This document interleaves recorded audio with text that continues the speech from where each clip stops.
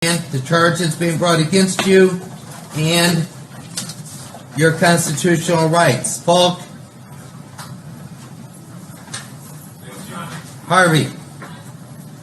Yes. And one more question. I'm the only one that got charged with narcotics? Yes. All right, as to your bond's based upon your prior criminal history, facts presented today, nature of the allegations. Now we have a... Yes, folks, this is SEC Commissioner Greg Sankey. And if you don't know what dry snitching is, where have you been sleeping at? These are his exact words. Excuse me. And I quote, "There are some concerning trends. We're not seeing name, image, and likeness activity. We're seeing straight payments. I think it's important that we recenter ourselves on what's supposed to be happening there and a desire to keep that activity out of recruitment to benefit young people economically, but to do so in a healthy way." People forget the original thing for name, image, and likeness is to use your name, image, and likeness to get money.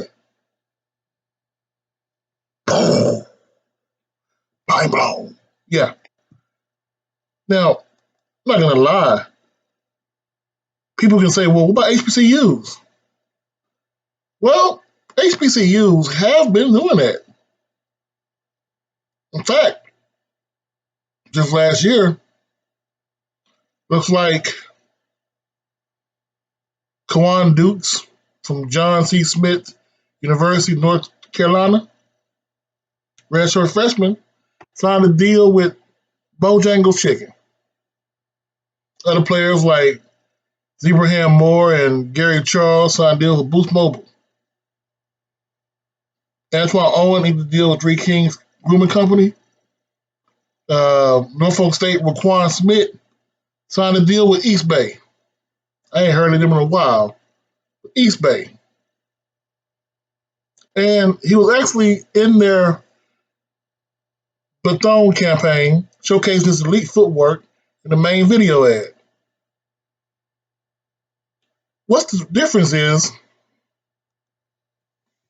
HBCUs, when you get an NIL deal, they see you. You're doing a commercial. You're not just getting a bag and running away. What does that mean for the rest of college football? Rest of those lovely FBS teams who just thought about giving the bag and that's it? You got a snitch in your warehouse. He's telling on you. NIL only has one rule. It's for your name, image, and likeness. Not to be given a bag by the school. Texas has been doing the Pancake Fund, among other things, giving kids Lamborghinis, $1.5 million. Haven't seen one commercial, one print ad. This is going to be a big problem. It's going to be a big problem when it comes time for the NCAA to do what they're doing now. They're back investigating. Oh, yeah. NCAA right now is investigating NIL. If you have been caught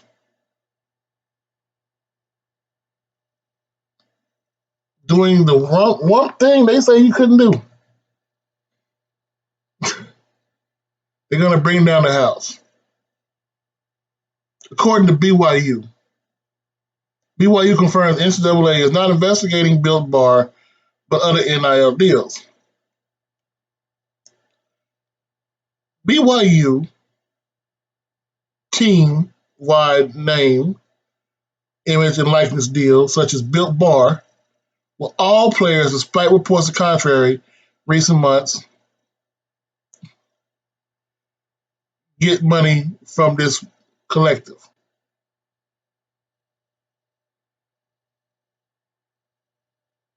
According to the AD, 30 to 32. What's the status? Where would you say you're at as far as the transition wise, just as far as generally getting ready to go to the Big 12? Here you go, right here. Transition. Here's BYU's AD. About a few months ago, there was a report that BYU and Miami were under investigation, I think, for NIL deals. Is there anything to that? Is that true? Were you investigated, and is it still ongoing? I mean, the question, and I'm aware of it, good question, fair question. I don't think that the word investigation is right. I think I'll say what happened. The NCAA called us up and asked us, can you talk to us about these deals? And they asked us a number of questions, and we gave them the answers. And we feel like right now at this point in time that we're in a good spot. And so I think we've been under investigation at BYU in the past for NCAA violations. It doesn't feel anything like those investigations, but we're more than happy to chat with anybody with the NCAA or other schools about what we're doing in NIL, because I think it's important to be able to share those ideas and the principles. I've spoken to dozens of coaches and ADs about what we're doing at BYU. And in those conversations, I'm asking them how they did it. And when I say they, it's not them, it's how their community, their sponsors, their companies, they might not be their sponsors, are doing the NIL deals with their individuals. They have to be able to monitor them for compliance. But there's a lot of shenanigans going on right now. Everybody knows it. So how it continues, that was part of, I guess, the question. I don't know. There'll have to be some type of, you'd think there'd be some type of standardization, but it's a law. You can do it, it's a law. Yeah, so that's the one catch. Each state has their own laws, right? Each state has their own laws. Well, folks, you got to understand, this didn't really become popular until you realize who's really getting the endorsements. I mean, seriously. Who are the biggest endorsement getters right now? You may think Shedeur Sanders, you may think, well, hell, has to be somebody from HBCUs, because this is an HBCU channel, right? That's what the SEC commissioner wants you to think. No. These are the list of the biggest endorsement deal getters last year, not including Mr. Bauer. You notice something? Do you notice what's going on? It doesn't affect everybody equally. It affects you regionally. It's Coach Simmons. Maybe we do need to have some regulation, because the one thing that I see that's different, we're not getting the big enough piece of the pie for the money sports.